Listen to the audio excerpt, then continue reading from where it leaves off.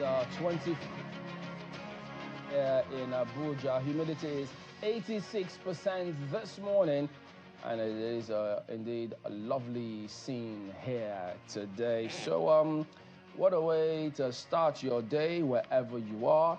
So, it's bright and early this lovely Tuesday morning. So, good morning, everybody. Welcome to Sunrise Daily. I'm Chamberlain Uso. And a very good morning to you as well. I'm Kayla Magwa, and looking there on your screen, Mohammed Yusufu Road, a lovely, lovely place in the FCT. One of the places that makes people say Wike is working. Totally changed the entire dynamic of that road. I've gotten lost on this road twice now. Oh, okay. Twice. Because if you were used to going to the villa, you would know that there's one roundabout. You just take the roundabout and then you turn. If you're not careful, you will find yourself on the way to Kano. If you do not check and take the right flyover. So this is the correct one. This is the one that helps you get to the villa correctly, Mohammed Yusufu Road. And it's amazing. There used to be a lot of trouble on this road. There used to be a lot of accidents. People always used to make illegal turns on this road. But since this work has been done, kudos to the FCT minister for fixing this particular problem that we had to face at this particular axis around the villa here in the nation's capital. Thank you so much, Mr. Minister Wike. God bless you, sir. Okay, I don't blame you. It's strong enough to call it problem. It's strong enough. It's a problem. I understand that. So, oh yes, indeed. So wherever you are, just be cautious in terms of how we all use the roads. Be considerate of other road users, because most times, goodness me, we'll just go on and on. Okay, so we've got a couple of things that will be happening today. As a matter of fact, there's this preparation and build-up to tomorrow, which is a big day across the country because it is Democracy Day. So the government themselves have lined up different activities, which, you can go ahead and talk us through that. Oh, yes. So Democracy Day is going to be tomorrow. But, of course, activities getting us ready for that event, and it's a very important day for us here in Nigeria, the 25th Democracy Day celebration. We're going to have a wonderful program here on Channels Television, but that will be coming up later. But first things first, today at the State House Conference Center, the Presidential Villa, there's going to be a Democracy Day symposium. That's the first thing that's going to be happening this morning at 9 a.m. It should have started by now. And then, of course, later on in the evening at 6 p.m., there's going to be a Democracy Day Youth Conference, and that will be holding at the Ladi Kwali Hall right here in Abuja. So we're looking forward to. Thank you for the information there, Mr. Abdul Hakim Adeoye, who shared this to everybody to let us know what's going to be happening. So activities getting ready for that historic event tomorrow. That's what we have going on today. Don't forget business news. Oh, yeah. Business Morning on Sunrise will also go ahead and speak about the new, how is it that states can reduce their expenses, streamline all of those to meet up the demands of labor. Even though we've heard from some of those governors who think certain things are not workable, they're unreasonable, but they need to crunch the numbers. If they say they've got to borrow, I think it's time that all of them make their arguments with your numbers. So it should be a numbers game now. This is a no-brainer, right? If you have a situation where you have to pay workers, you would want to be able to reduce frivolous spending so you can have enough money to pay them. But you see, that's the thing. You have to now appeal to the good nature of this leader of the state, as opposed to being compelled to do it by law. You understand? That's where the conversation is now. How can states reduce their expenses? In so many ways. There's so many ways to reduce it. But will they do it? Well, I think the honors rely on both of them, Labour and themselves, because Labour says they're waiting for the government to say something before they decide what their next step is, whatever that will be. But if they were to argue that states are being disingenuous, show us the figures. Yes. If you think the states can't pay, people will expect them to say, we think they can pay, and this is why. Look at this figure, and that figure. And then the state governments can in turn reply and say, well, no, this figure. I think that will make a lot of sense to so many other people, because other than that, it will just be based on emotion. Oh, yes. And that is not what the people want. And don't forget, have we braced ourselves for the effects of whatever announcement the government makes about increase in salary, the way the market people will respond to it.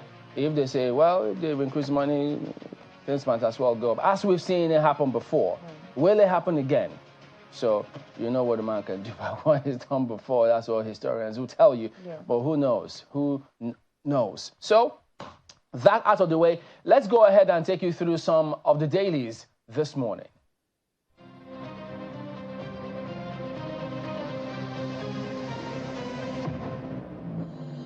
Let's have a look at some of the dailies this morning. We'll start off with Nigerian Tribune this morning. 35 reps seek rotational presidency, single tenure of 6 years. Institute over 50 reform bills. Well, that's how the Nigerian Tribune reports this morning. And then on to the Guardian newspaper. Piecemeal restructuring, row as House revives single 6-year tenure bill after 4 failed attempts. That's a big one right there today. But Daily Independent also on the same theme. Reps seek single tenure of 6 years for president, governors. Rotation of presidency among 6 geopolitical zones. That's what you see right there. PDP silent as court declares pro-Wike lawmakers members. That's the story you find beneath that lead one here today. And then from then on to Daily Trust. Minimum wage. We won't accept 100,000 naira ascribed to labor. So that is still going on. This Nigeria, why we can't declare another strike now, ascribed to the NLC. And look at the riders. Ajero says workers' union awaits Tinubu's word on minimum wage before taking next step. Tripartite committee submits report to FG. So that's how this Nigeria reports that scenario here today. The Vanguard newspaper report, 10th NAS, 24 senators have no bill in 1 year. So, but they also have the reps propose single tenure of 6 years for president, governors beneath the lead story on the front page here today. A blueprint focuses on the minimum wage as well. Tripartite committee submits report. Labour insists on living wage. And then you see FG awaits Labour leaders' return from Geneva. Who knows, before they take the next steps. We recognize the report here today as well. Nigerian News Direct. Food security. Nigerians battle economic hardship over hiking prices of rams, foodstuff, as inflation bites harder. Nigerian Observer. Nigeria imports 23 billion naira apples, palm oil, cocoa powder in Q1 2024 as trade grows 146%. The paper so reports this morning here today. The Daily Times, alleged abuse of women, children. Substantiates your allegations. DHQ challenges AI. As Amnesty International says, AFN is a professional military that operates within ambit of international law of armed conflict. So that back and forth right there this morning. Well, Business Day, hospitals stream $1 costs to scale inflation hurdle. Diaspora Nigerians increasingly tapped to fill void. Well, those are your papers. Well, those are the newspapers that we're looking at this morning, and quite a lot of headlines. And, you know, yesterday was a very interesting evening. A lot happened between yesterday and this morning. But I think we're going to get to a lot of that in the course of today's conversation. But I'm going to take from the Leadership newspaper this morning quite a lot of things there. But, you know, this one, let's not let this disappear. Let it not disappear in the conversations. Remember, we have been talking about compressed natural gas and how this is a viable alternative to the fuel that we're using, and how, you know, everyone was excited about it. We had experts come on this show, but some things happened. We're seeing this from page 4 of the Leadership newspaper this morning. Conversion costs, infrastructure deficit threaten CNG initiative. 1.6-liter engine conversion costs 400,000 naira. And experts are decrying the distribution expenses. So if you want to get more, it's like an update on this CNG initiative that we've all been very excited about.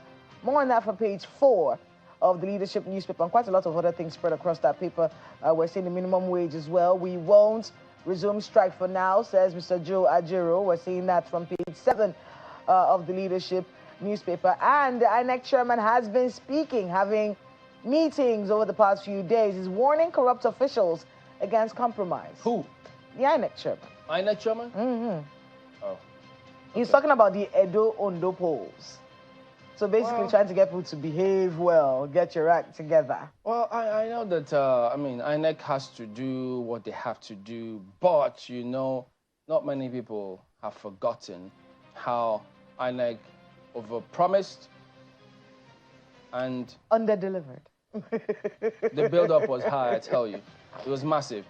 The ICT director, most of them were here on the program. We demonstrated everything. We showed how they told us you would see it streaming in, all the results, how everything was going to happen. But when it came to the big one, because that's where a lot of people focus on, once you start with that big one, the presidential election, they thought they just didn't see it. It didn't come to them as INEC has spoken. So INEC speaking about this now, I don't know if people will take that. What kind of attention or seriousness will they give to it if it's not as a pinch of salt? But we'll see what happens. I mean, they have a monkey on their shoulder right now. They have to be able to win the trust of the Nigerian people again, especially when it comes to elections in this country. Elections are going on all over the world. It's not rocket science anymore. It's a global village. Yeah, it's not rocket science anymore. You can do this. You can get this done. So there you go. We'll be back in just a moment and take you through what we've got for you today, looking ahead of the big day, big week, Democracy Day.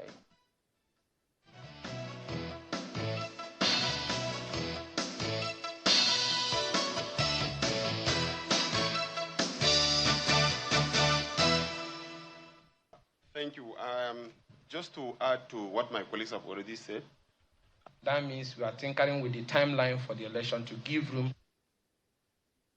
We have put provisions in place to ensure that when we say it's 6 years single term for a particular zone, it remains 6 years and it can never change. And that is why the bill is now proposing for the position of 2 vice presidents.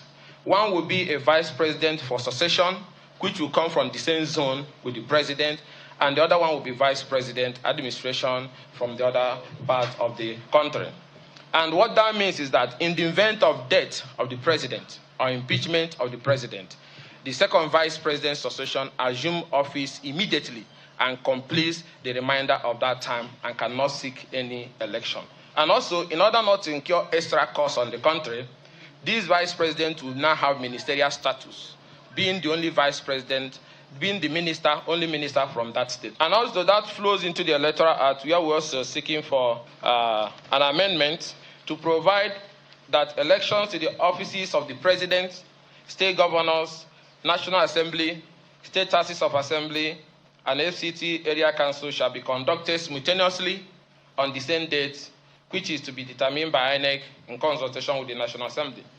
The third one is a bill seeking to amend the Electoral Act to provide for the hearing and determination of all election petitions by the respective election petition tribunal and the appellate courts in accordance with specified timelines before the swearing in of successful candidates at election. All right, so to discuss some of the issues raised and more, we've got Prince Adewale Adebayo, who was the presidential candidate of the Social Democratic Party in the last elections. Good morning, and thank you for joining us on the program today. Chamberlain. Good morning, Chamberlain. Okay, so yeah, it's good to see you again. So let's start off with it. There's just so many issues, some of which you might have addressed while you traverse the length and breadth of the country, seeking the #1 slot position in the country at the time. Let's start off with this one, that some of the members in the House of Reps seem to be muting. Rotational presidency is 6-year single term for president and governors, some of which you've heard before. So this matter being raised by those lawmakers at this time, how does it come across to you?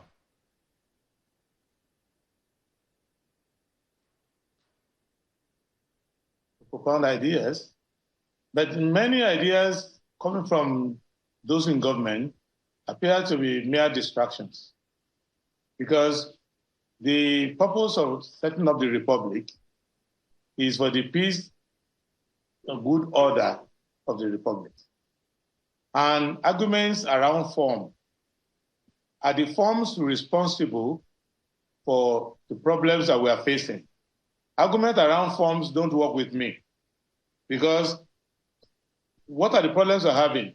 Poverty, insecurity, inflation, unemployment, all these problems, are they arising from the structure of the government? Are they arising from the form we are adopting? So I don't think that that is going to be a solution. More so, are the people propounding these ideas, are they faithfully executing the present system that we have? Are you a legislator passing bills for the general interest, for the peace, order, and development of the country? Are you following the Constitution? Are you obeying the law? Are you accountable? So if you're not, what does it mean if we change your title or we change the form? Are you going to change your character and the behavior and all of that? So I don't see it that if you have a president who is unserious and you give him a single term, you have solved the problem. If you have a... Yes. Is it about, Parliamentary body, is it about the, as you refer to, is unseriousness about the governor or the president? But how about this school of thought, which believes that if there were a single term for both offices, for instance, it will reduce the pressure of, number one, having to source all that amount of money to throw into campaign. Once you know, look, it's just this one shot, you just do what you can, you put in your best. But when you have to go twice for the same position, then certain people will tell you, okay, if you don't do this kind of things, A, B, C, D, or E, we will wait for you. We will not let you come back a second time. So those people tend to hold back and not give their best in order to win a second term. Isn't that a valid point? Empirical evidence to back any of these speculative propositions, because number one, evidence shows that people who occupy important offices, whether they are looking for second term or not, many of them have a history of being unserious, unfaithful, and disloyal. And they are not acting in public interest. Even those who do one term, second term is almost a given. I don't think that it's harder to come for the first term. Second term is even like a cakewalk. You will see in our election, all of us who ran in 2023, we were all coming looking for the job from outside. But in 2027, one of us will be the one in charge of the system. So second term is not really always a problem to a politician. More importantly, people who practice money politics or any of those. Okay, Prince, I think we lost sound from your point. We'll try and sort that out. But basically, what Prince has said so far is that form to him may not necessarily be what the issue is. But I think when we're getting back, we'll also put some of these other perspectives, the kinds of persons who have spoken about this matter previously, who have been at the highest office, does it count for something or not? So those will be some of the issues that we will raise. But clearly, at the moment, 35 lawmakers, actually, out of over 100. So, Prince, yeah, but we lost you at some point. So, yes, we heard what you say initially about form not appealing to you. But when we hear persons like former President Jonathan, he muted a similar idea. Former President Obasanjo also did say, look, something doesn't seem to be working with the kind of democracy we practice at the moment. We need to, I think he talked about homegrown democracy or Afrocentric democracy. Does it then mean that those kind of persons, whatever point they have about changing something about a form, which is not working, really isn't hitting the nail on the head for you? To all of them, there's nothing new. They are always prescribing, inheriting one system. They will wreck it and then propose another system because it's an accountability issue. If you ask someone who has been president, like President Obasanjo, military head of state, and president for 8 years, he goes around. He's not happy that the country has not developed. He's not happy that there are no roads to his own hometown. He's not happy that everything is collapsing. He doesn't want to take accountability and say, I have not performed well. So he's going to tell you it's a system. Remember when we ruined the First Republic, using a parliamentary system that has worked for ages all over Europe and is still working in many places. When we ruined it, at the Constituent Assembly in 1977, they never talked about ballot stuffing, which they were doing. They never talked about harassing their opponents, which they were doing. They never talked about all those things they were doing. They said the parliamentary system, it was good for the British, not good for our culture. So we adopted the presidential system. And the presidential system produced Shagari, who was a bit mild. Thereafter, we have produced dictators. Almost every governor, if they were Romans, they would have been called emperors, dictators. So now they're coming back to say homegrown. Remember that the people are the same people who run it all the time. So whether you have parliamentary system, you have a presidential system, you have a rotational system, you have one term, you have these. Those who were in the military are now the one in the Senate. Those who were governors are now the one in the Senate. Those who were civil servants, accountant general, auditor general, they are now the successor governors. The whole thing is this. The principle around which we organize this republic and government. The principle is for selfless service. It's for you doing things on behalf of the public. The crop of people who are being in charge, with very few exceptions, have been people who look at it like a business investment. So they band together and they come and take over the government, and then they capture all the revenue points in the government, they capture all the privileges and powers, they give them national awards that they don't deserve, they do everything they like. When they have exhausted everything and they run out of their tenure, they will say, okay, let us set up a new system. So it doesn't work that way. What is the principle of governance is very simple. Go and select about 25 countries in their different systems. Those who are using monarchical system, those who are using parliamentary system, those who are using federal system, unitary system, all of them have progressed. What does it tell you? Any form works, provided that you are dutifully executing the process. If you award a road for 15 trillion that could be built for 1 trillion, whether you are called prime minister, president, emperor, that corruption will kill the country. If you have one term of 4 years, and in those 4 years, you loot the country to stupor, and 20 years after you leave office, we're still struggling to recover the money, your one term is as dangerous as somebody who has 2 terms. So all of these things are excuses. The question is, when you wake up in the morning, how do you see public property? Do you see it as public asset? How do you see public time? Look at the president, look at ministers, look at senators. How do they spend their time? This is the time the public has paid for. Do they spend it studying, attending to your work, or they are going around congratulating each other and attending each other's weddings and all of that, and promoting each other's businesses? So this is what is wrong. I am not saying that the country is hopeless. No.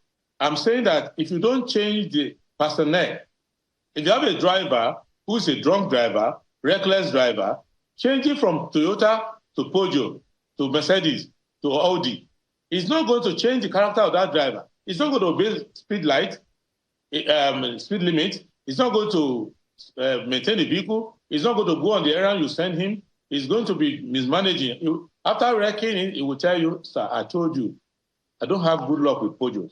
If you give me a Volvo, you will see that things will be better. When you give him Volvo, he will ruin the Volvo again, the same result. Mr. Deba, it's a very interesting picture you've painted, and in many ways, a lot of people will agree with you. Now, you talked about, getting a sample of different forms of leadership around the world. The truth is, in every country around the world, they find something that is peculiar to themselves and incorporate it in their style of governance.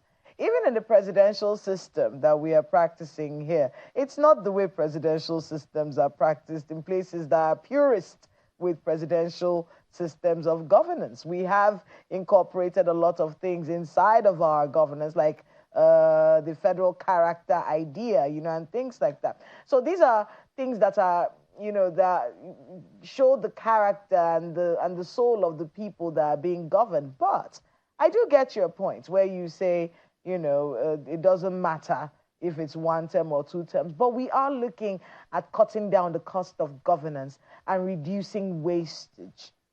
Now, what we've seen over the years is that with someone who has 2 terms in office, you basically spend the first term in office getting ready for the second term. And most of the time, very little governance happens at that time. When we start to see a lot of governance happening, in many cases, not in all of them, is towards the end of the person's time in office. Around the second term, you start to see a lot of projects and things coming up because the person knows he's leaving and has to have legacies in place as he leaves office.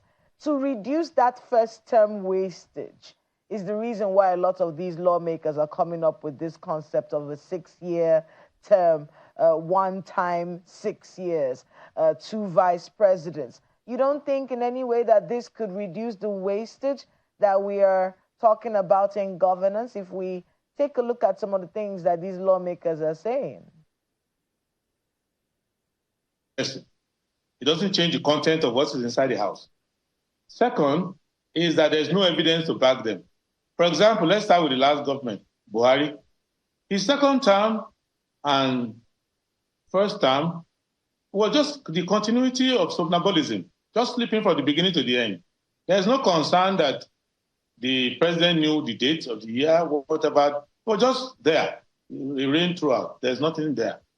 And if you look at the government before the previous government, they were even spending more time. Obasanjo was able to say 2007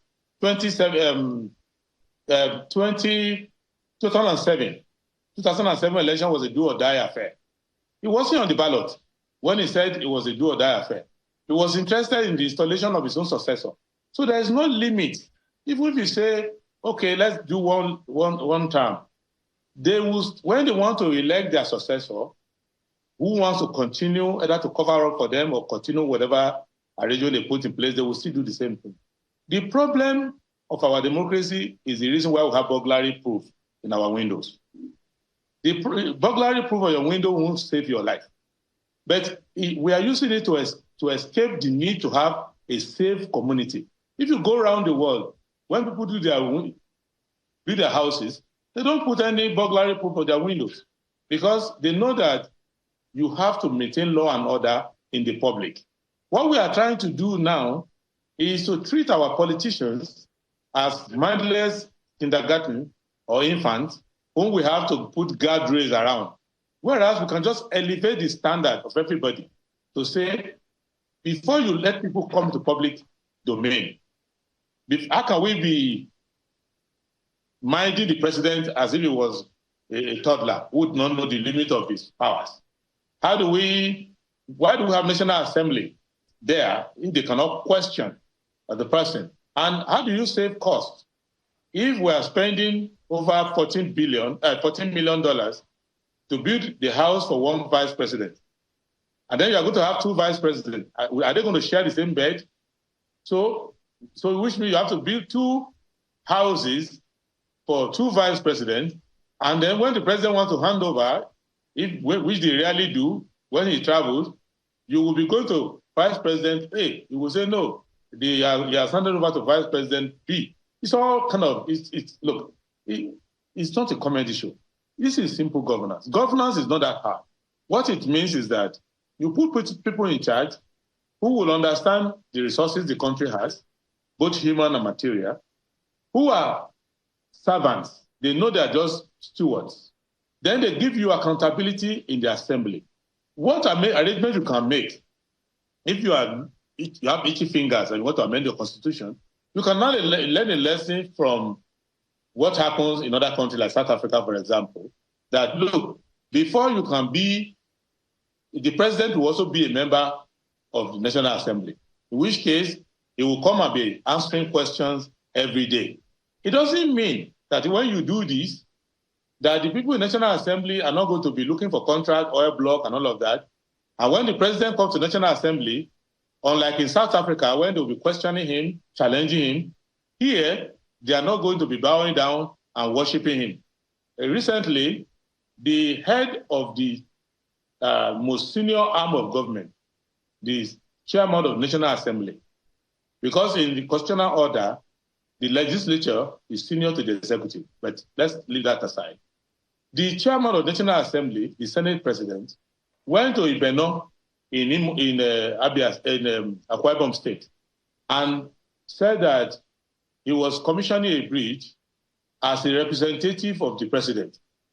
There's no where in the world where the head of an arm of government, we have 3 arms of government, you cannot have Senate president saying that the president was asked to come and commission a bridge. But he, who is the head of his own arm, co-equal arm, is now representing the president. It's the equivalent of saying the Chief Justice says that I am, at an occasion, I'm representing the Senate president because he's too busy to come. So that's this an interesting dynamic that you actually made me smile quite a bit, because you are correct, it does seem a little strange. But for them, they may be looking at it as a better synergy, the executive and the legislature working together, so that we can advance good governance. What they would ask you, what problem do you have with them working together? Don't you want our country to move forward? But I want to be able to get your thoughts on something else. You've mentioned so far about changing character, elevating the office to where people of a certain character can only fit into those. How do you suggest that is done? And you have also brought up a change yourself, talking about parliamentary system, which means that for you, that will be a more sustainable style of governance. Is that what you're telling us? Have itchy fingers, they're looking for what to amend. So I'm letting them know that some of the easy things to do, which you can do. For example, even now, under the present system, the National Assembly has the privilege to invite the president to the National Assembly. They have the right to invite the president of the National Assembly to come and address the National Assembly as frequently as they want him to.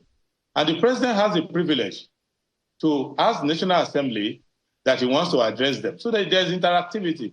We are not saying people should not work together. They should work together, but they should not err together. Working together means that it's like the way you mark exam in WAEC or JAM or in any university. Somebody who writes the question is not the one who is going to evaluate the answers.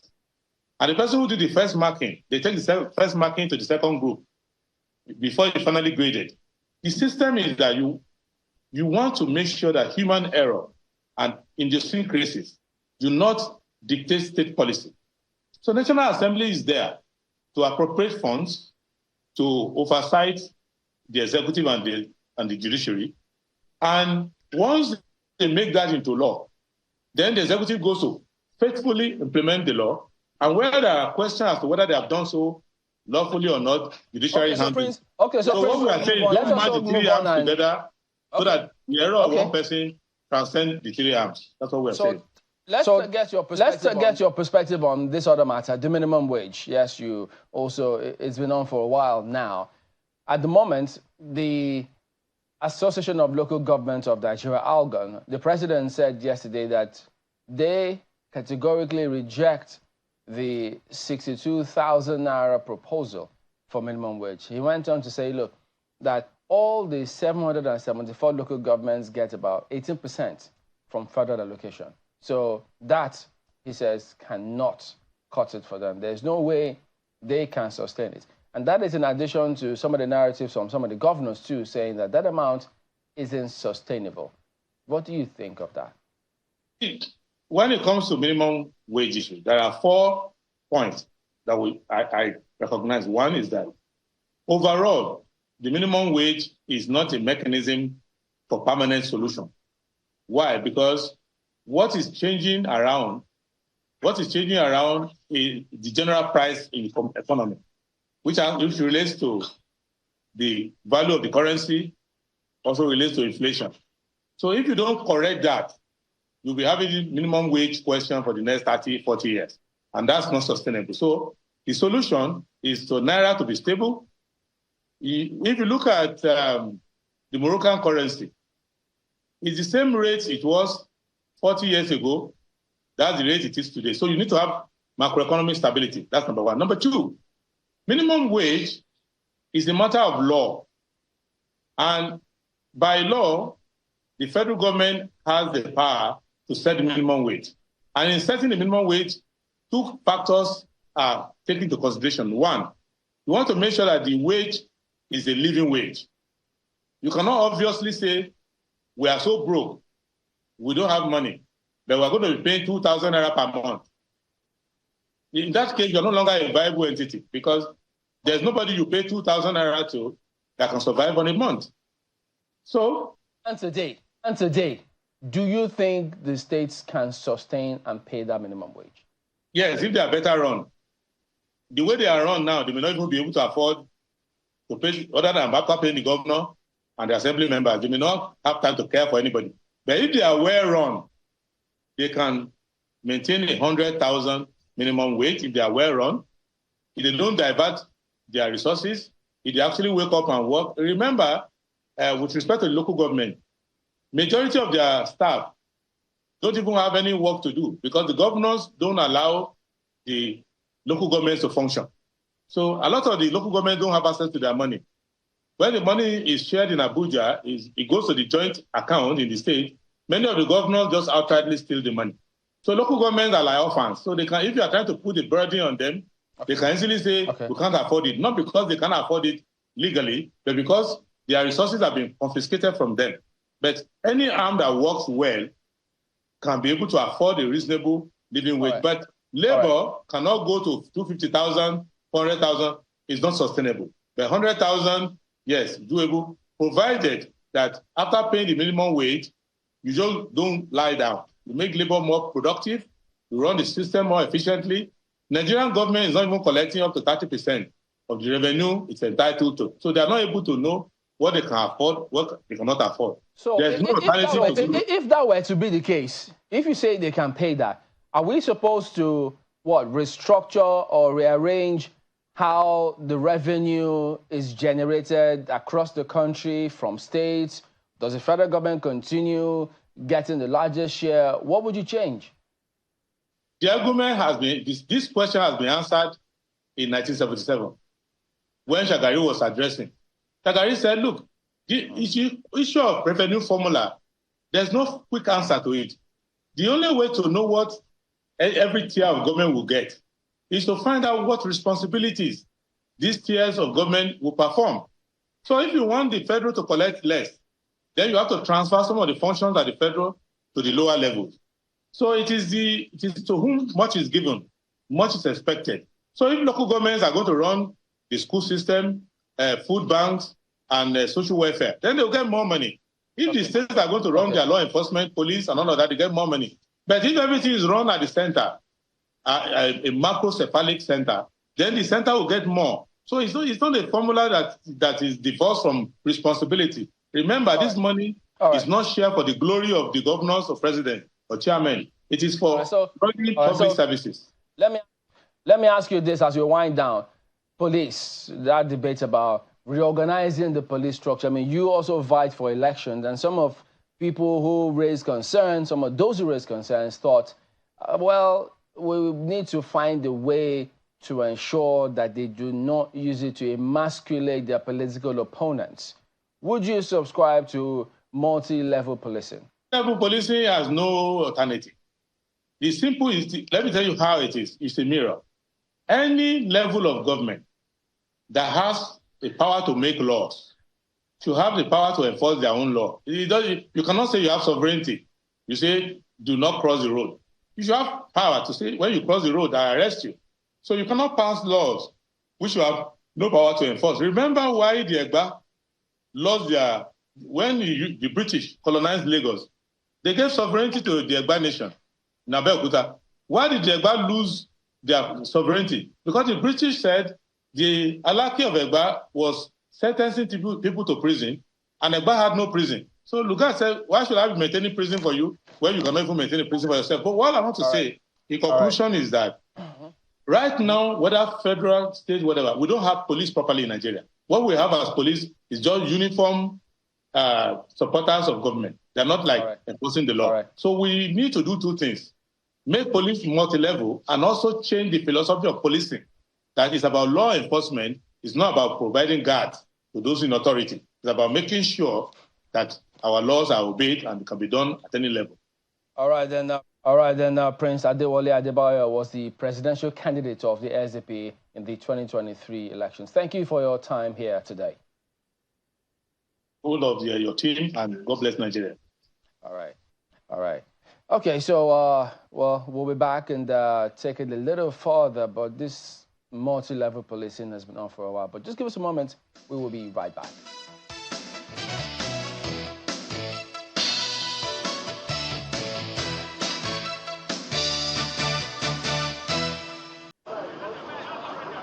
Lagos House Alausa Ikeja is the venue for the Southwest Governors Meeting.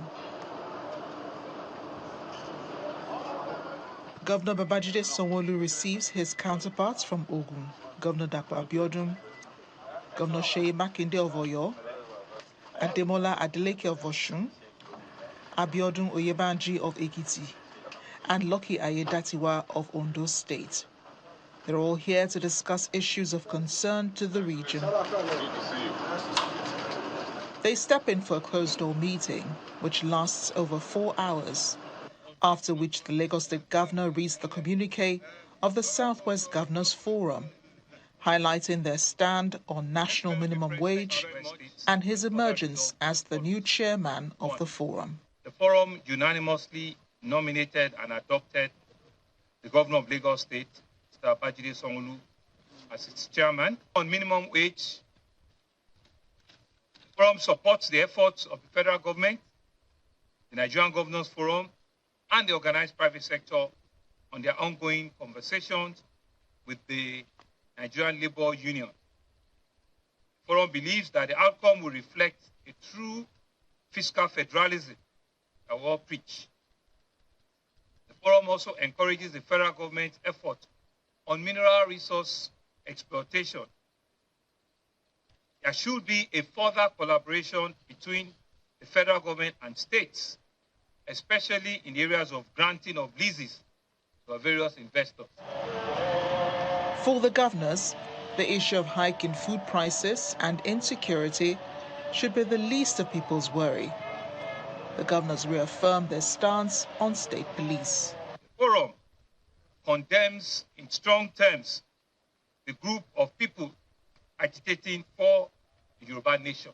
On security, the forum commends the relative peace we currently enjoy within our southwest region and notes the collaborative efforts of all security agencies, including Amotekun Corps, and we reaffirm our support for the creation of state police. On food security, the forum acknowledged the efforts of the federal government and decides that our various Honorable Commissioner for Agric at all of our states should begin to meet and set up a working template which will encourage collaboration based on each state's comparative advantage. The Southwest Governors Forum commends the House of Representatives for its efforts at passing the Southwest Development Bill and looks forward to its speedy passage by the Senate for the benefit of the region.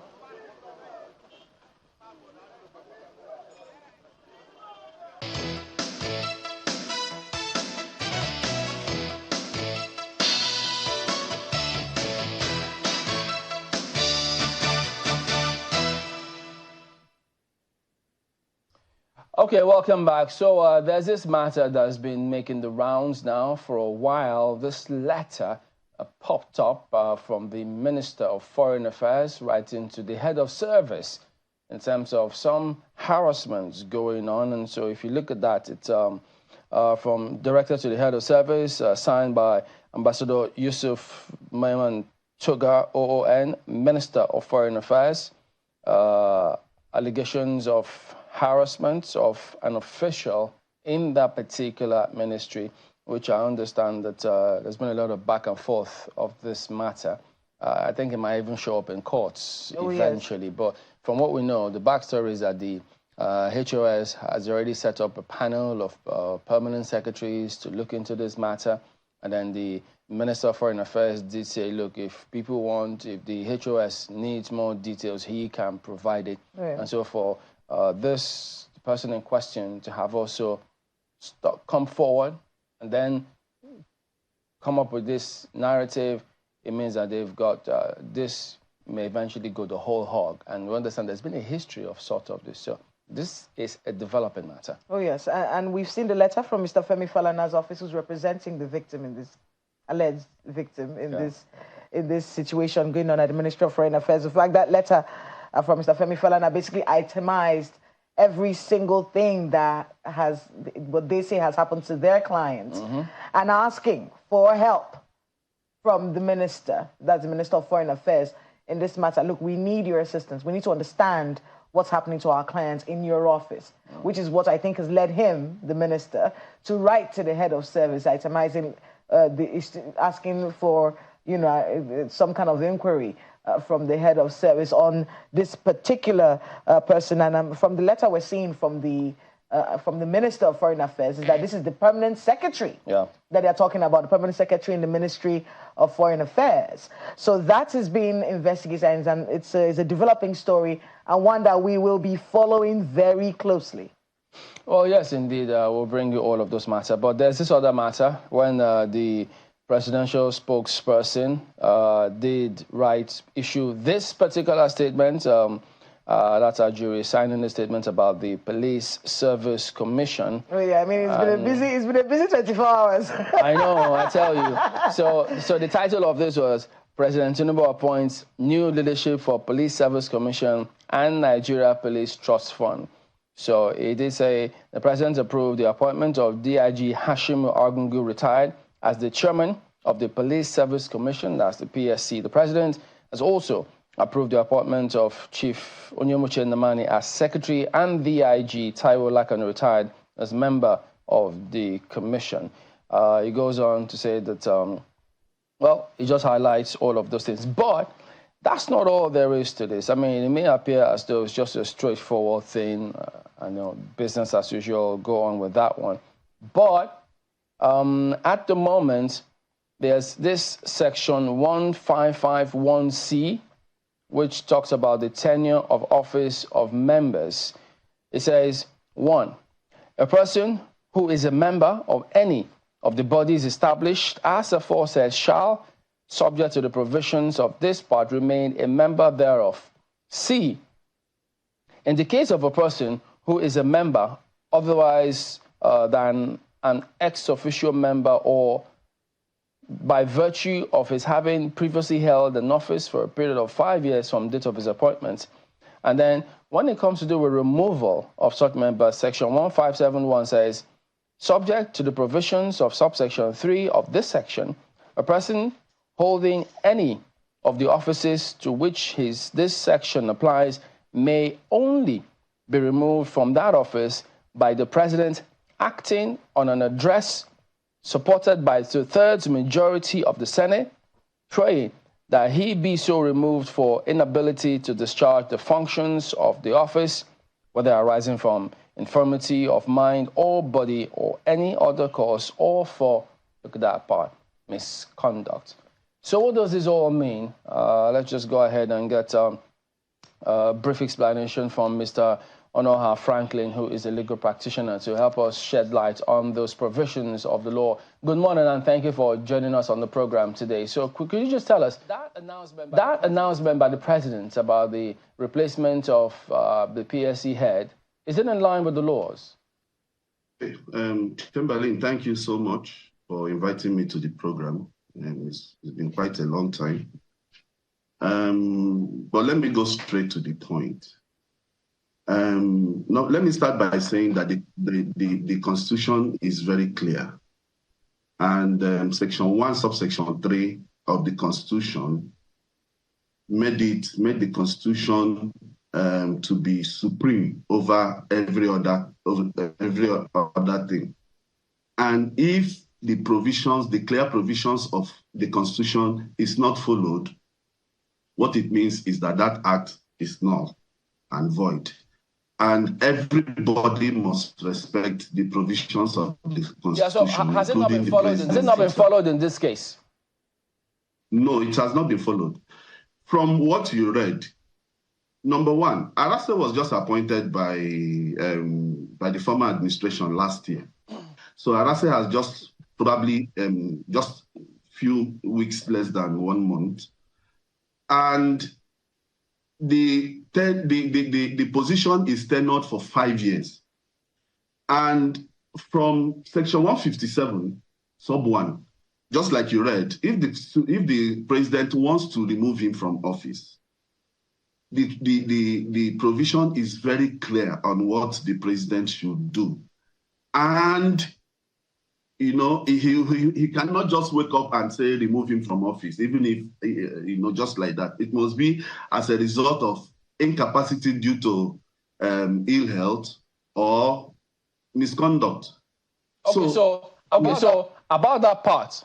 About that part, yeah, I was going to get that because there is a report from the ICIR, the International Center for Investigative Reporting, where they had petitioned the president complaining about Mr. Solomon Arase's behavior. They had accused him of harassing their journalist. Are you aware of this story? Okay, I think I read about it sometime, but that is not the issue. That an organization wrote a petition against the former IG Solomon Arase is not the issue. The issue is if the president is relying on that provision, on that letter to remove him, then he should have addressed the National Assembly, I mean the Senate, and obtain 2/3 majority to remove him. So what it means is that if I don't like the face of anybody that is holding any statutory position, I can just wake up and write a petition, and the president will just act on it.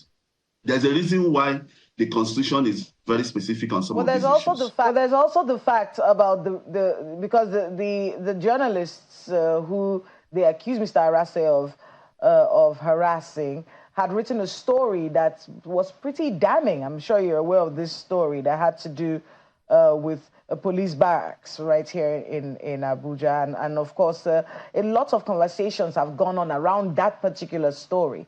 So could it be a combination of both the accusations that the ICIR made against Arase on that story and the harassment of their journalists afterwards? Do you think this could have played some part in this?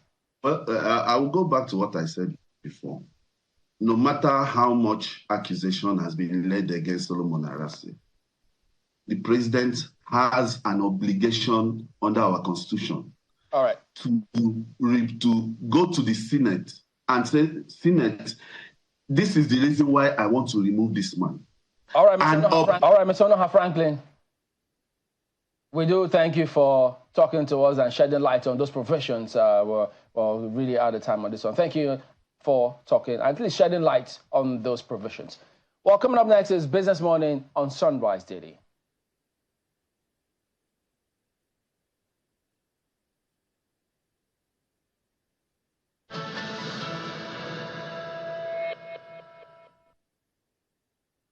Good morning and welcome to this side of the show. I'm Ini John Mekwa, and this is Business Morning on Sunrise Daily. We start normally from the global space, and that's where we're beginning today with oil prices, which traded low on Tuesday as investors await key U.S. and China CPI data that's expected on Wednesday, as well as the outcome of the Federal Reserve's policy meeting to present a clearer picture of where inflation is heading and how that will affect fuel demand. We're taking a look at the numbers. We see a drop in both commodities. That's for the Brent and WTI. Even though we see it's much higher than what we had yesterday. Yesterday, about this time, Brent was about $79. This morning, it's up to $81.50, but it has dropped 0.16%. WTI is still around, hovering around the $77.67, and it's down 0.04.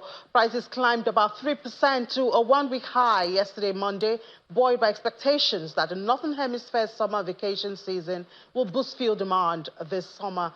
Again, some analysts say will likely be short-lived, given the prospects of higher interest rates are still being there. The release of those data from the United States and China are being expected on Wednesday and will certainly determine the direction in the next couple of days.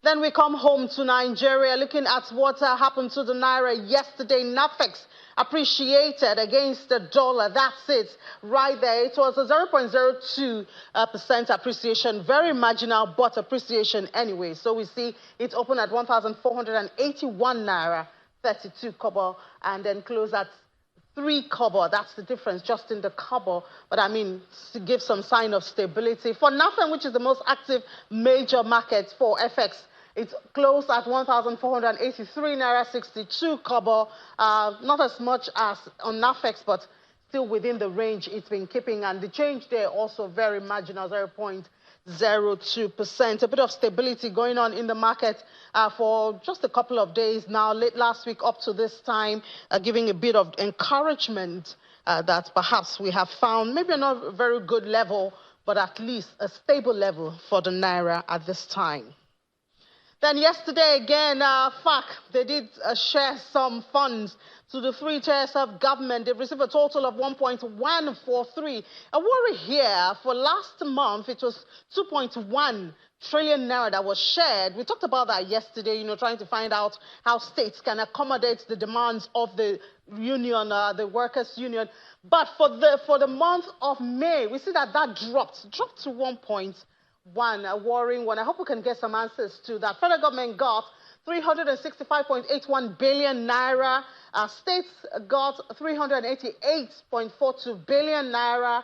And now you notice that there was that change. So we see states getting more than the federal government because they should have more responsibilities. That's why we're harping, down at them at this time. And if they say they cannot pay 60,000 Naira, then can they cut down the expenses added to this and be able to accommodate what Labour is asking for? Local councils got 282 billion Naira. And then, of course, you have those states who give the major source of foreign exchange to the country. They get 13% of mineral derivatives, 106.5. That's what they got for the month of May. Of course, we'll be referring to this later on today. And talking about that, the issue of minimum wage, obviously still in the front burner. That's why we're drilling on the states to see what they get and how they can meet up with what Labour is demanding. And Labour has said that they will not take 62,000 Naira. The meeting has ended, of the tripartite committee has ended, and now it's been given to the Secretary of the Federation to take it to the executive, of course, led by the President. We await what will happen. We do hope we'll not go on strike, but Labour is insisting no 62,000 Naira as minimum wage.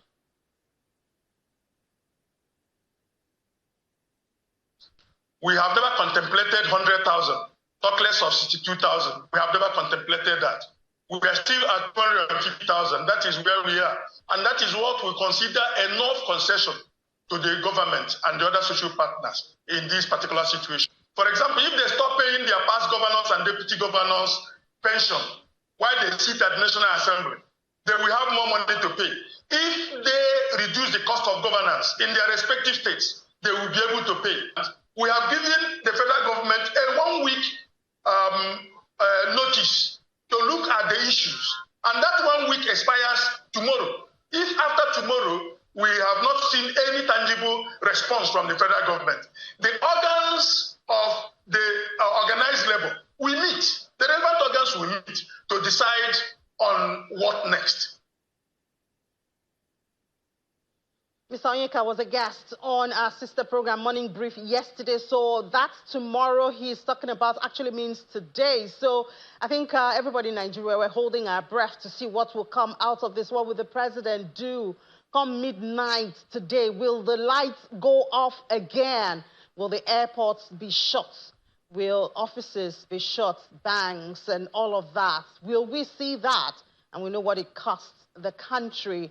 Perhaps we should discuss how the states can meet up with this. I mean, the unions have said they won't even take 60,000 naira, but even state governments are saying they can't even afford 60,000 naira. But we want to ask, can they really not afford it?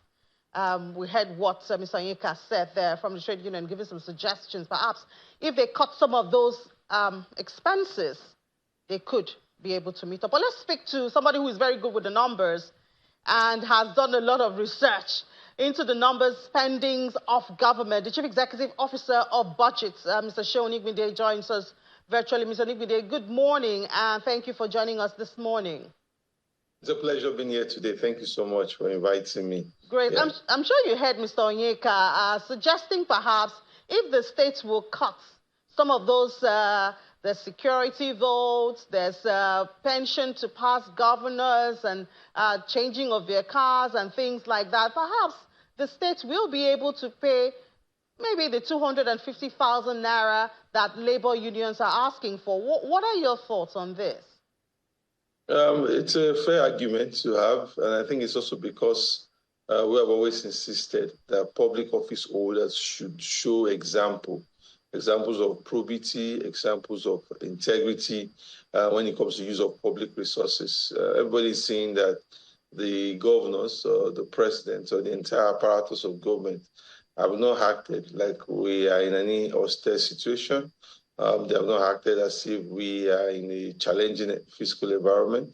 So people, the workers also want a piece of that. They also want that decent lifestyle. It's very obvious that 30,000, 60,000, all of that is not enough to subsist, to exist properly in this economy. So I feel like 250,000 might be a bit far-fetched, considering the current status of the finances of states. Even though we know that states are getting more money from the FAC, which has doubled in recent times, but also capital expenditure cost has doubled. The amount you used to build the road 2 years ago is not the same amount you used to build that same road this time again. So but I think that 100,000 federal government could do a little bit more than that. And also, I think this minimum wage situation also should be on the tier structure. We're also aware that cost of living across the country is not the same. In Sokoto and Lagos, the cost of living is not the same. In terms of accommodation, in terms of food, in terms of even transport, so the cost of living differs. So I think it's also the time to a bit of data and rigor to say, these are the 3 tiers that we're going to put cost of living. And we're going to say this should be the minimum wage across this bracket. But I think the federal government should do far better than what it's doing right now. If the federal government is saying the 450 billion minimum wage is going to bring its wage to 9.5 trillion, I don't think there's a problem if they can do something around 150,000 in my own view. I think that should be a fair place where the minimum wage should be, if we look at it. Mr. Igbinde, the state governments are saying they cannot even afford 60,000, and you're saying 150,000. How do you see them being able, even at 30,000, we do know some states are still owing? I mean, I would make that guess for the federal government at 150,000. I think the federal government can afford 150,000 if it chooses to apply capital efficiency, if it makes some goals over to apply some overhead controls, if it shrinks the cost of governance, especially at the federal level, and focus on what exactly is right. I think at the state level, we have to build a tier structure. Some might pay 120, some might pay 100, some might pay 80. So we could build a tier structure at that level. I think the argument that 30,000 is what the state can afford, I think that is too low, irrespective of any state. There's a need to prioritize work. And it's also a time to have bigger questions on productivity. What's the size of your workforce? And is that what exactly you need? And what is the quality of the output from those workforce? So as the state governments are having this conversation on the minimum wage, they should also have conversation with labor on productivity. So if I don't need 5 people, and I just need 2 people there, then I know that I have 2 people, 2 well-paid people there. We all know that the whole corruption within the civil service, all of that is linked with corporate structure. I mean, Budget brought out the data out yesterday. The highest paid person in the civil service is around 517,000 naira, and that's a director level. And let's be honest with ourselves. We have directors with children in the UK, in the US, and in luxurious lifestyles. I mean, so is that from that salary that they begin to that they enjoy those kind of luxury? So in some sort of way, we must pay people what is decent. And at the end of the day, now put punitive systems to check corruption and to check abuse. So I believe that with 60 to 80,000 naira minimum, that be like a whole lot of states with the size of the population, with the size of their workforce, can afford that. And I think the federal government should take the higher end of the bargain, maybe at around 150,000. All right, and you talked about the issue of productivity, and I know that Budget you did some research into the issue of ghost workers some time ago, and you did find that they're actually ghost workers, right? And obviously, this increases the expenses of the state government. Talking about efficiency, these are the top 5. This is from your number, Mr. Onigmide. Akwa Ibom had 2,713. Kano up to 4,000. Jigawa, Kwara, Sokoto. And I'm not sure these things have been eliminated at this time. Obviously, this is feeding into the cost of operations of every state and, denying requests, genuine requests that could have been met. Yeah, I mean, this report was sourced from CIFTAS. That was a World Bank-funded project on fiscal governance across states. And after some biometric assessment and review, the states reported that this number of people have been taken off the payroll. We know that this problem still exists across many states. And as much as we have ghost workers, we also have unproductive workers. I mean, a few of us have also gone through the public service in terms of I went to a public secondary school, and I knew a lot of times you struggle with people really committed to their work. So maybe this is another chance for the government to do another biometric assessment on holistic work, to be said that the people that they pay, I mean, there are a lot of mechanisms to define that. You have the NIN, you have BVN, so you could easily cross-reference that to actually define who should work within your state. And the second level, beyond that, is to now think of who are the productive workforce. I mean, are they effective enough? And it might be time to, there might be ultimately time to, the federal government and the states have been withholding back of a FAC allocation. This might be the time for their conversation to make one-off payments. I mean, significant one-off payment to those who the federal government and the state level feel that they are unproductive enough. And so that you have a much more lean workforce and you have a workforce that is also well compensated. That's the only way you can get productivity up, in my own view. And also, you also have to look at cost of governance, your perception bias. Even though some of these numbers might not be enough, a wage bill of around $5 billion on a monthly basis, it does not compare to spending maybe $1 billion or $1.5 billion on buying cars. But it also sets the perception. If people in public office are in the life of luxury, workers also want the same too. So it's also important that the government also reflects and adopt a more Spartan lifestyle so that at least everybody knows that we are in all of this together as much as possible. All right, Mr. Onigmide, this is obviously an ongoing conversation, and we are counting down to midnight tonight, hoping that the lights won't go off. And I know you're hoping that soon. Well, thank you so much, Chief Executive Officer of Budgets, for your time this morning. All right, let's take a break. When we come back, we'll continue along this line, but maybe from a different perspective with Mr. Bismarck Rwani after the break. Just stay with us.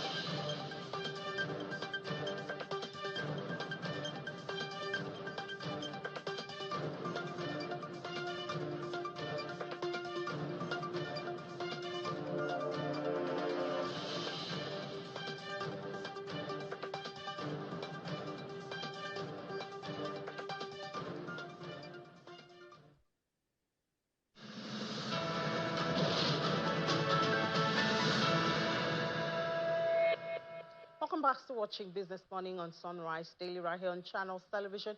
We head to the commodity space now with the Chief Executive Officer of Financial Derivatives Company, Mr. Bismarck Rwani. Mr. Rwani, good morning, and thank you for joining us.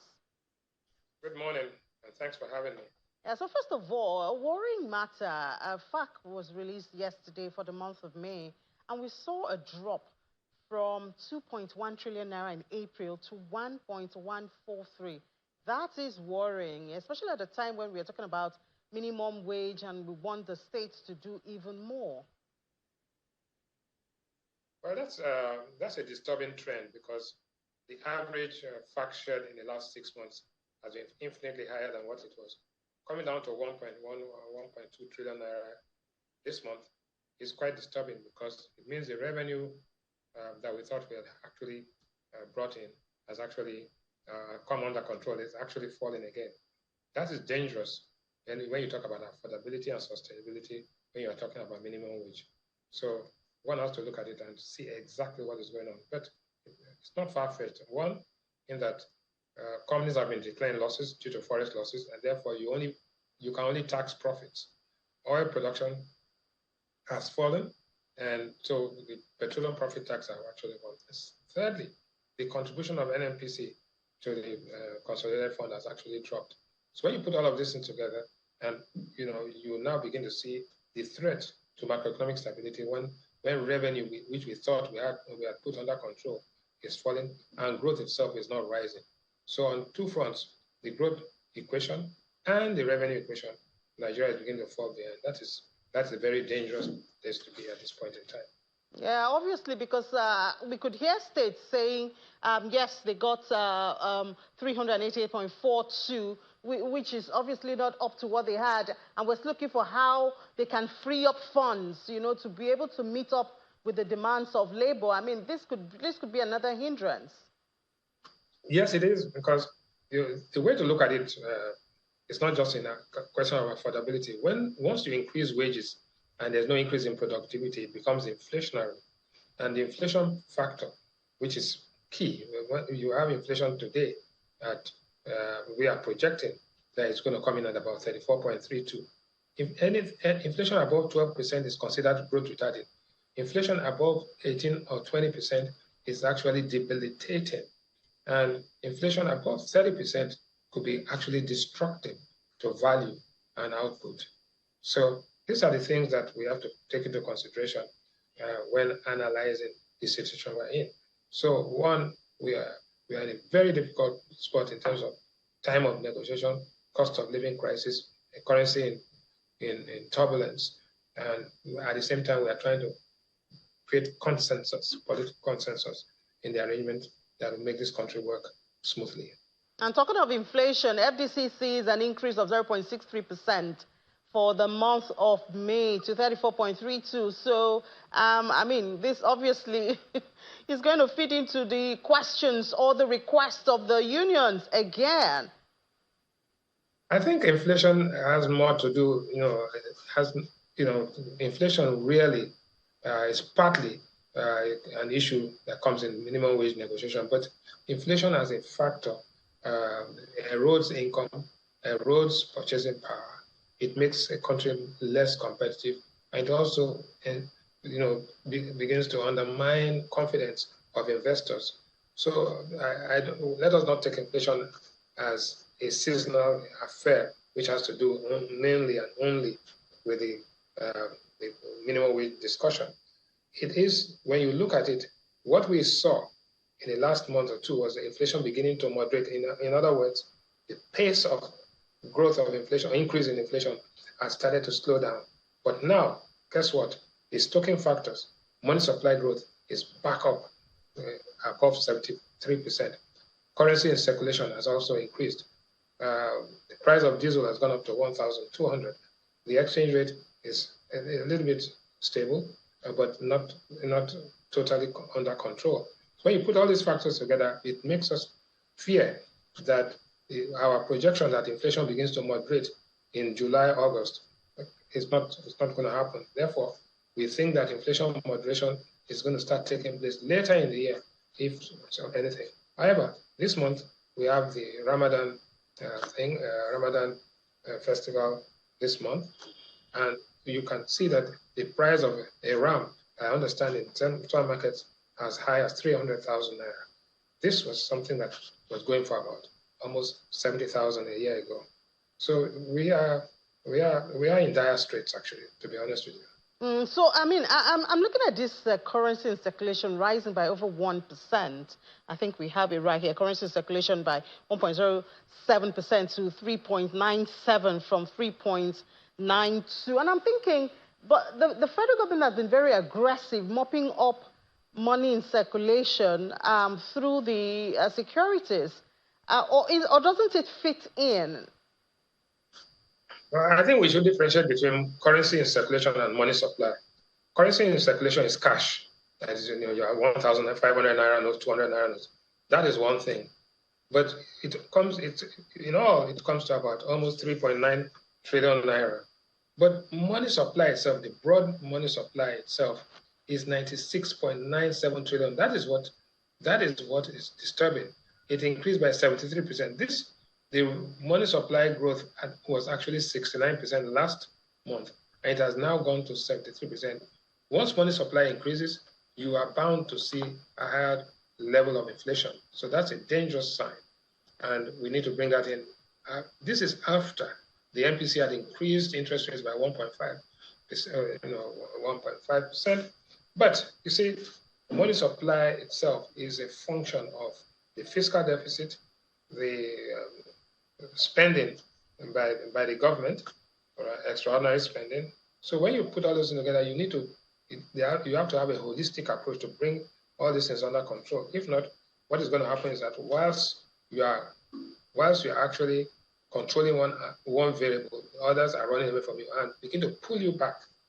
And that is why today we have difficulty when you look at food inflation, look at core inflation, look at urban inflation, and look at non-food inflation, the non-food basket. All of these variables are pointing towards some difficulty, including month-on-month inflation, which actually declined last time. So we are in a precarious situation right now, and it calls for all hands being on deck to ensure that we can bring this thing under control. Failure to bring inflation under control over an extended period could be not only economically debilitating, but also can create political instability if you're not careful. So, Mr. Rani, do you see this pointing to that question or conversation about more coordination between the fiscal and the monetary authorities? Fine, we've been seeing the hike in interest rates, and as at last month, we were, trying to be happy by seeing that the rate of increase is reducing. But I mean, if your projection comes on, it means that perhaps the hike in interest rate is not doing as much as we thought it should be doing. There are limitations to monetary policy tools in terms of controlling inflation, because inflation has many factors that actually push it. So, you have things like exchange rate depreciation, you have output constraints, you have logistics costs, you have the price of diesel, you have the price of gas, but more than anything else, it is the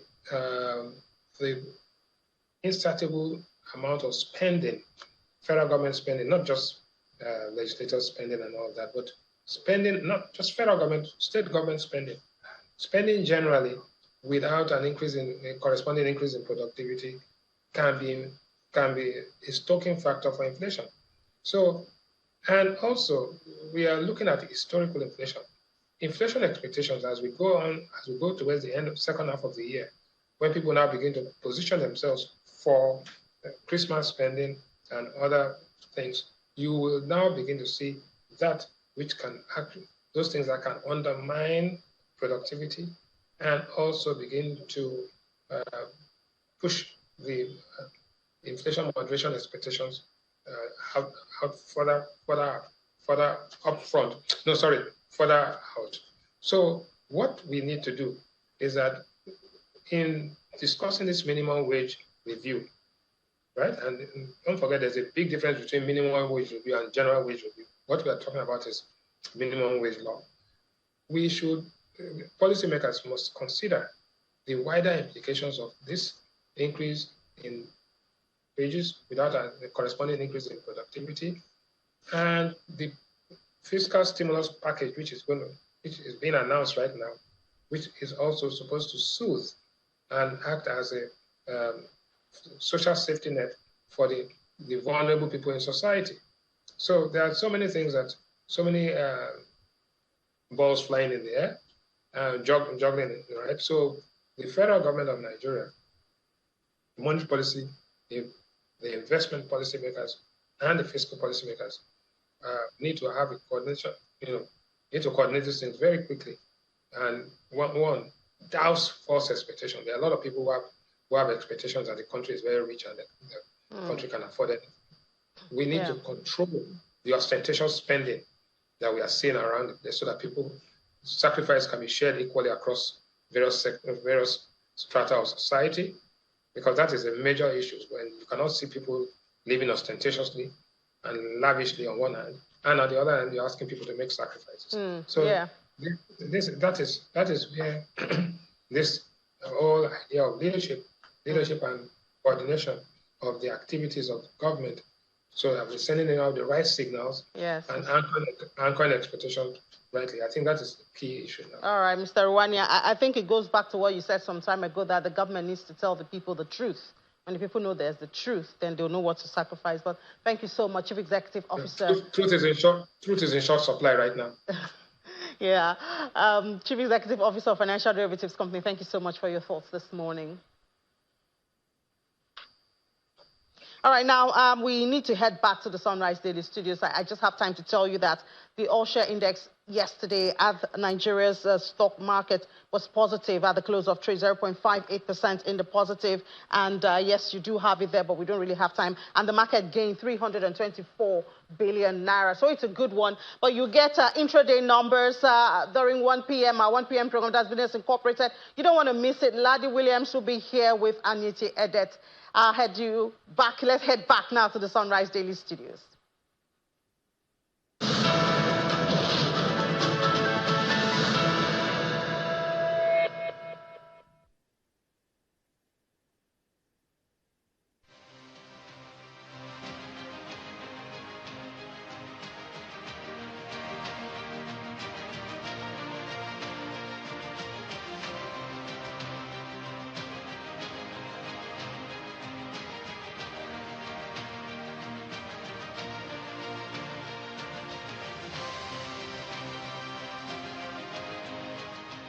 Welcome back to Sunrise Daily. Well, yes, we've got His Excellency Dauda Lawal, Governor of Zamfara State, here in the studios with us. Good morning, Your Excellency. Thank you for coming on today. Good morning, Shamali. Thank you very much for having me. Yeah, so before we go on, we understand there's a development going on right now in Abuja. Some members of staff of Ministry of Defense. Yes, indeed. We're seeing that developing story, of course, from the Ministry of Defense. That protest you're looking at there is from the Joint Executive Council of the Ministry of Defense. They've shut down the headquarters of the ministry over alleged brutalization of civilian staff by soldiers. And that protest is led by Didam Joel, who's the president of the Joint Executive Council of the Ministry of Defense. So that's going on right now. Our correspondent is, of course, there to give us the details. Maybe in the course of today, we'll be able to get exactly what's going on. But we're seeing that happening right there from the Ministry of Defense right here in Abuja. All right. What does they say never cease? Well, Your Excellency, let's talk about Zamfara. I know that you had a 6-point agenda in terms of what you wanted to achieve. And one of the things that easily will stick out is security. Absolutely. We do know that, in fact, you know, when people from a distance keep wondering what exactly is the issue in Zamfara. For instance, checking you out, I mean, you got a PhD in biz admin, so you're not a spring chicken in some of these things, but people can't still understand why is the security situation in Zamfara still what it is today? Well, Shema, let me say this is something that has been ongoing for the past 12 years. The security challenge in Zamfara State, and which is the banditry issue, kidnapping, cattle rustling, and so on and so forth. It's unfortunate the way things are. And sometimes you even wonder, what kind of human beings are we? Because when you look at the situation in Zamfara, it's the same people, same culture, 99% same religion. What exactly are they fighting for? That is a $1 million question. I can understand if you talk about Boko Haram, maybe they believe in certain religion. If you go to Niger Delta, they are fighting for economic reason. What about Zamfara? That is a $1 million question. It's something we inherited, and we're doing so much to make sure we take care of the situation. Part of which I did was to set up the Community Protection Guard, which is an internal arrangement, though passed by the State Assembly, to help the conventional security in taking care of some of these challenges. We recruited over 2,540 staff across 14 local governments because they understand the trend and they know the people there. And they're doing very well as we speak. I looked at several states that have set up one security outfit or the other for 5, 6, 7 years ago. And one thing that appears to stick out is some sort of helplessness. And so the governors, they have got to just step in and do something. Why did you set this up? Did you feel helpless? Well, I would say that it is something that you know clearly that we as governors, we don't have control over the military. We don't have control over the police, as well as the civil defense. In most cases, you get frustrated in terms of where do you get help from? When you needed these people, they will be nowhere to be found. And therefore, the best thing to do is to set up that kind of security outfit. And honestly, for us in Zamfara, they're doing exceptionally well. Security agencies, because I mean, the narrative they always say is that, look, we're routing these bandits, we're doing what we can. But if you say they're nowhere to be found, how do we reconcile that? Let me say this. There's a lot of political undertone in these security issues. Some, you find it very difficult even to come out and say this. But I know what we're going through. Like I said, sometimes you're really helpless. When you need them, they're not there. Or even when they're there, they were given certain instructions on what to do and not to do. That is the true situation we're facing. Does it mean that, because if you say they're giving certain instructions, so if that was not the case, are you saying that we can actually rout these bandits in no time? Chamberlain, let me say this categorical. If we're committed, if we're serious, you can take care of this situation within 2 weeks, maximum. 2 weeks? I'm telling you, in 2 weeks, you can take care of this situation. I want to be able to understand. But the political will is not there. What's happening, really? I have heard you complain that negotiations are going on with bandits behind your back. Absolutely. Absolutely. Who is negotiating with the bandits in your state behind your back? And why are you not being carried along with this? That is the $1 million question.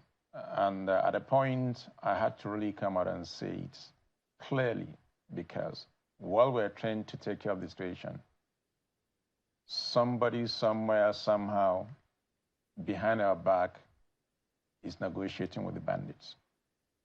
As a governor of a state, without my knowledge. Do you know who's doing this? Well, to some extent, yeah, we do. Have you escalated it to someone higher? In fact, when the situation really got bad, I had to meet Mr. President and complain one-on-one and explain the true situation of what Zamfara is all about or what it's facing in terms of the security situation. It's really troubling to think that something like that, because I have heard you and other governors from your region straightforward say we are not negotiating with bandits. How many times are you going to negotiate? On what basis? But we did hear some lawmakers recently talk about how, maybe the issue of we should try something different. No. Look, we're talking about kinetic and non-kinetic approach. In Zamfara State, there was a series of negotiations with these bandits. Not once, not twice. What happened at the end? Nothing. And for goodness sake, how do you even begin to negotiate at the point of weakness? You can only negotiate at the point of strength, when they know you mean business. It's just a money venture making kind of a thing. You know, you said you met the president. Yes. Did you get the impression that he's getting proper briefing of what's going on? Well, based on the conversation we had, the answer is no. Wow. And I had to explain everything to him, what we're going through and what needs to be done. Because Zamfara State has become the hub of banditry in Nigeria, or in northern Nigeria. If you're able to take care of Zamfara today, believe me, you have solved more than 90% of banditry issue in northern Nigeria as a whole. So, I was gonna say something I saw you do recently. Recently, I saw you having a conversation, a visit from the essay to the president on school feeding program, and I saw the talk about starting the school feeding programs at state level for children in schools, and it got me thinking about young people and children in schools in your state with everything that is going on. And then I started thinking about the Bagega incident, where a lot of children died because of that poisoning. We do hear that mining is still going on in the state right now. Is there any check as to whether some kind of, if the safety measures are put in place for the children who are having to drink all of this water? Is any of that going on? Is any of that kind of check and balance going on in that area in your state right now? It is ongoing. We've been having series of challenges in the mining sector, the artisanal mining. It is a big problem. But then sometimes, what do? These are guys that really are scrambling for just something to feed themselves. And in the process, they found themselves in that kind of situation. Mining has been banned by both states and federal government, but still. It's still ongoing. It's still ongoing. So it's a continuous process. So is the security outfit you set up, what are they going to do? Are they supposed to step in to address this? Well, they're really doing a whole lot. Yes, mining is an issue. They go around to see what they can stop. Banditry is an issue. They are busy around the clock. Cattle rustling is an issue. So they're busy around the clock, 24 hours. Wow. But how are you even going to create jobs, do something about education with this kind of scenario? Well, let me say this, Chamberlain. If you look at all indices of development, Zamfara has been at the bottom. Let's take education, which is one of my key agenda, or rather number 2, outside security. It is interesting to know that for 3 years, our children did not write WAEC as well as NACO. When we took over, NACO was owing 1.3 billion, WAEC 1.6 billion that we had to settle in order for our kids to write NACO as well as WAEC, and some to get their certificates, which was one of the reasons why in November 24th, 2023, I had to declare a state of emergency in education. Right now, we're rebuilding, reconstructing more than 254 schools across all the 14 local governments. We had to settle school fees for some of our children that are in India, some are in Sudan. Some are in Cyprus. They were taken there as students on scholarship, but yet nothing was paid. So we had to also take care of that. But, for instance, all of these issues, for perhaps the people who might have gotten involved in illegal mining, it's going to be challenging to move them away or stop them from that and convince them to go about your duties, go to proper schools, get a good job. Do you consider that a challenge, and what are you doing about that?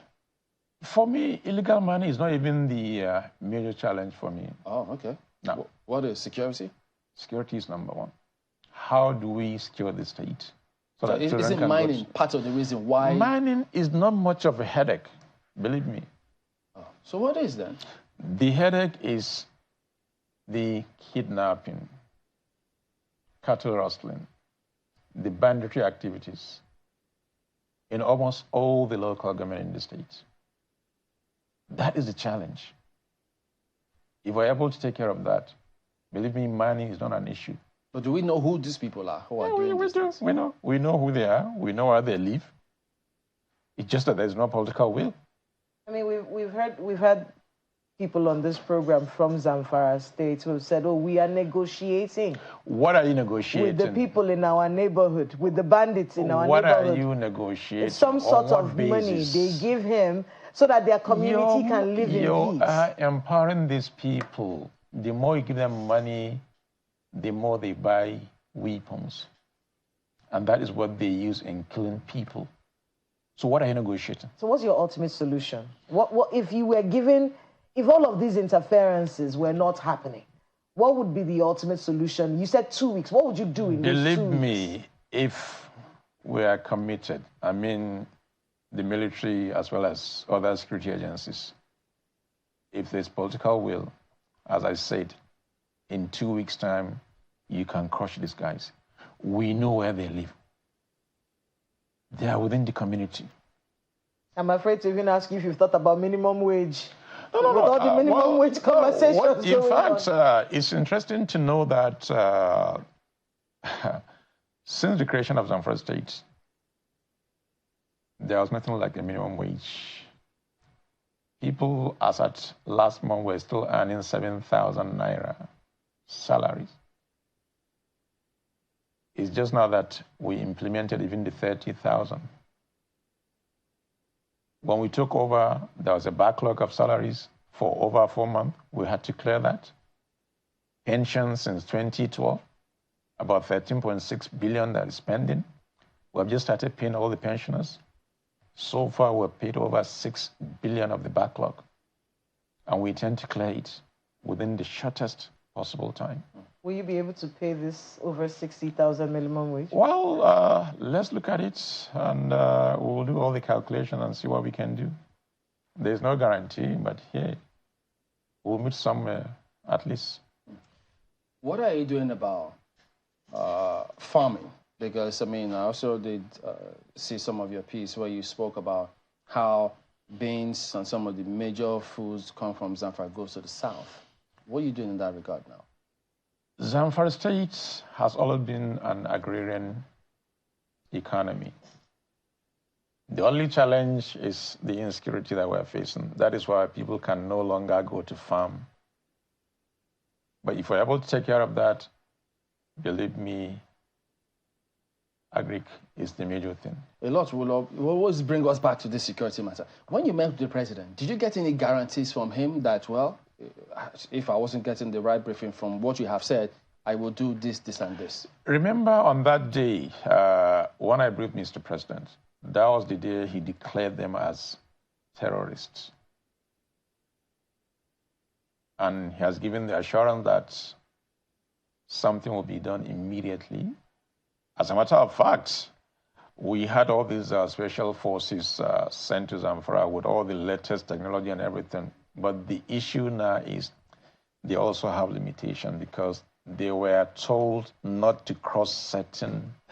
So who is telling them? The commander-in-chief is supposed to be in charge. Well, I'm still going back to Mr. President to explain this situation to him. Wow. because somebody somewhere somehow is frustrating the efforts. This is really everything has shocking. Become political. Why? Is someone trying to make your state ungovernable for you? Well, I guess, but we'll get to the end of it. We remain committed until we're able to solve the security challenge in this state. There's no two way about it. But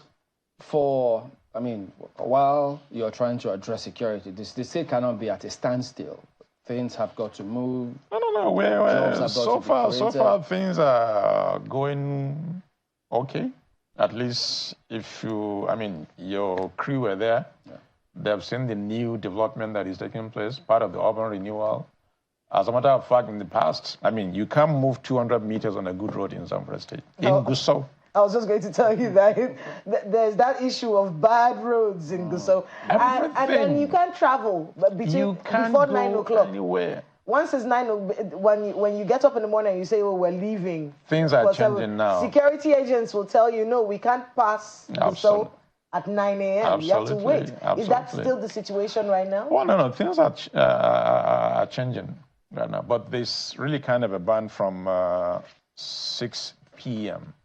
when it's getting dark, because we're doing some, operations in place, and it has drastically reduced the number of attacks. Someone talked about this artisanal miners.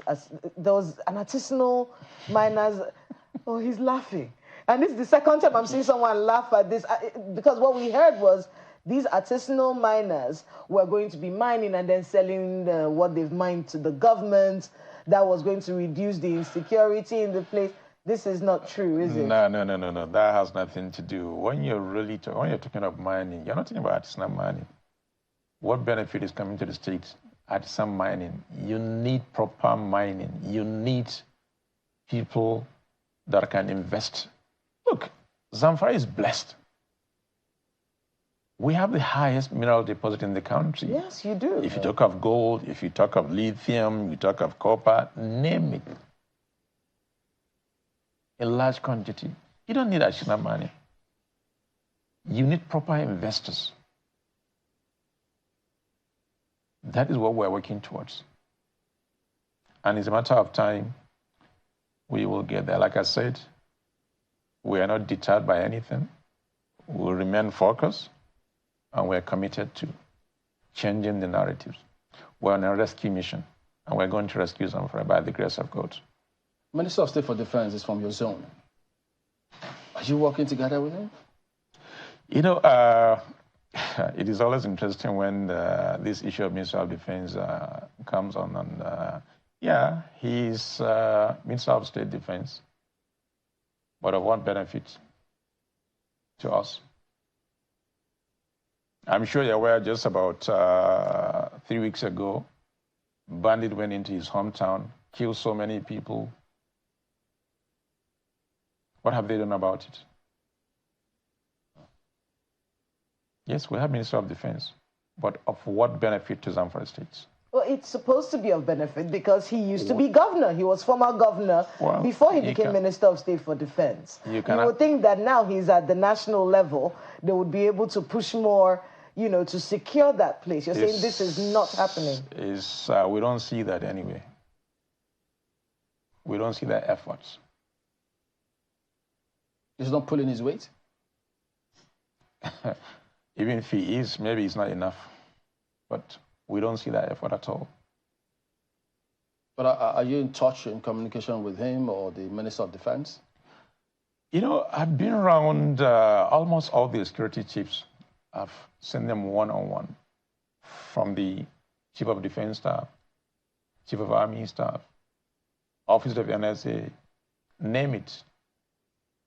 I was there. I cried for help. Let's help Zamfara State. So we're in touch with everybody.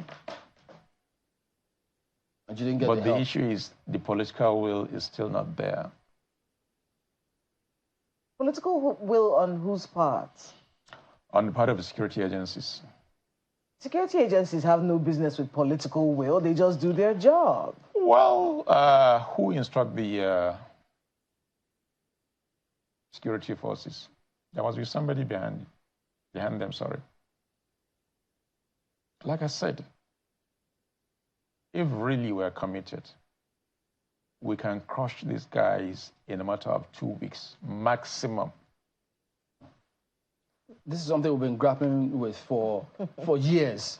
Exactly. You say this can be done in 2 weeks. It can be done in 2 weeks if we're committed, if we're ready. It's a shock. And I'm saying this over. Is it just in Zamfara State, or do you think even across either the northwest, whichever area? If you know, the major center of banditry in Nigeria today is Zamfara State. Zamfara State for a while has become a safe haven for these criminals. They move from Zamfara into Katsina. They move from Zamfara into part of Kaduna State. They move from Zamfara into part of Niger State. They move from Zamfara into Sokoto State. And like I said, we know where their camps are. So why is it taking so long to crush these guys? Wow. So if you say this can be crushed in 2 weeks. Yes. And then there are very bad roads in Zamfara. So what was not even your predecessor's predecessor? They've all been there and these things were not done. I guess maybe they had different priorities. So, but for us, like I said, we are on a rescue mission. I mean, people who are watching this right now will be looking at you, Governor Lawal, and say you're the chief security officer of your state. That is the reason what's your restriction? What's holding you back? That is the reason why I had to set up the community protection guard, because I have control over them. And they're doing exceptionally well. So you don't have control over the other security agencies? I don't have control over the military. I don't have control over police. I don't have control over civil defense. Is it possible for you to tell them, look, this is where the situation, and they say, no, no we're matter not what going? you tell them, they don't take instructions from you.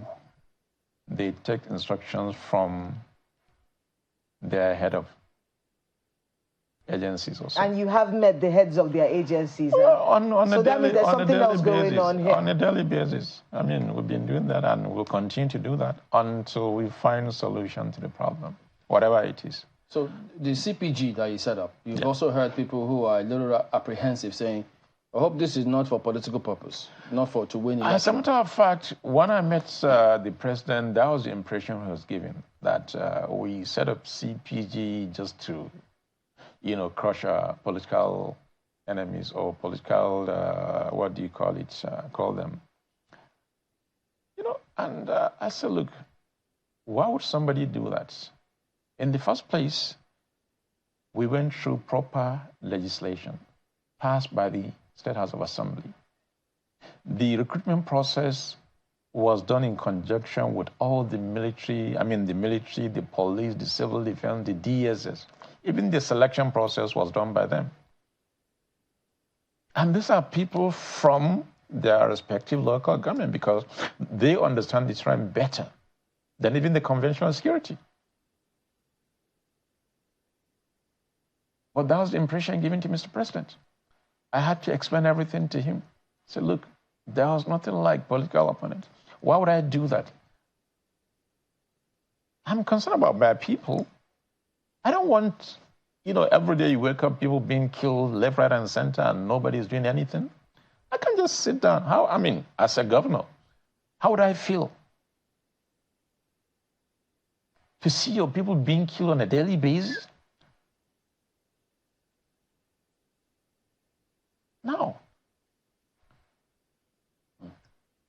Well, your next meeting with the president will probably decide what happens with those bandits, as it were. Absolutely. Because you intend to give him another update on that. I still have to see him and explain the situation, what we're going through, because really, this should be taken very, very seriously. We're talking about human lives, for goodness sake.